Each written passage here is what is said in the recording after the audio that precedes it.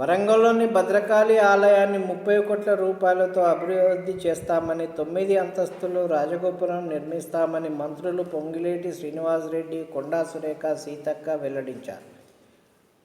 మంగళవారం సచివాలయంలో నిర్వహించిన సమీక్షా సమావేశంలో పొంగులేటి మాట్లాడుతూ, భద్రకాళి ఆలయ అభివృద్ధికి 20 కోట్ల ప్రత్యేక అభివృద్ధి నిధి, 10 కోట్లు కాకతీయ అర్బన్ డెవలప్మెంట్ అథారిటీ నుంచి సమకూరుస్తున్నాం. కాళోజీ నారాయణరావు కళాక్షేత్రం పనులు 2 నెలల్లో పూర్తి చేయాలి. ఈ పనులకు సంబంధించిన గుత్తేదారులకు ఎక్కువ మొత్తంలో నిధులు విడుదల చేయడంపై విచారణ చేసి బాధ్యులపై చర్యలు తీసుకోవాలని ఆదేశించారు.